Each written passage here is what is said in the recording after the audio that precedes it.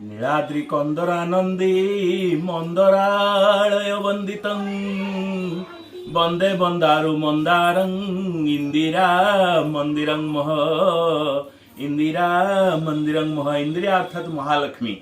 आम 4 दिन काल महाप्रसाद पाइबार वंचित थिलु। महाप्रभु जेहेतु रथारूढ़ थिले तेणु आज हूँ से पवित्र दिवस। आज नीलाचल अभड़ा काली जितेबाला माँ आसिले रूपा कबाट को पछाड़ू किदेले आग महाप्रभु जितेबाला रथरू चारू रोल होती कि अभिमान कि दाम्पत्य कोटी ओडियार मौड़मणि आम देखि आश्चर्य हेलु। तथापि माँ महालक्ष्मी मन बुझिलानी। रोषशाला को जितेबाला पदार्पण कले दिव्य नेत्र जितेबाला पड़ा रोषशाला परिपूर्ण हो उठिला।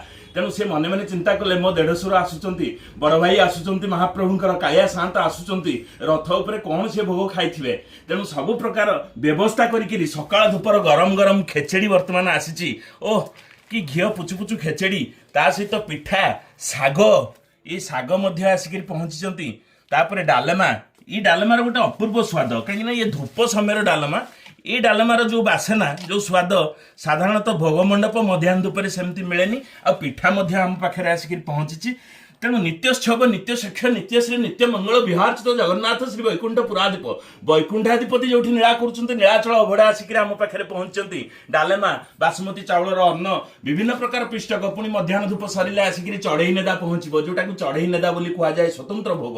तेणु आम बर्तमान दिव्य महाप्रसाद को प्राप्त हबु। घरे घरे पूरे पूरे आज सारा कोटि कैबल्यनाथंकर बासना चहचुटी श्रीक्षेत्र मंडल आज खाली अभड़ा अभड़ा बासुची जोठी से निमंत्रण।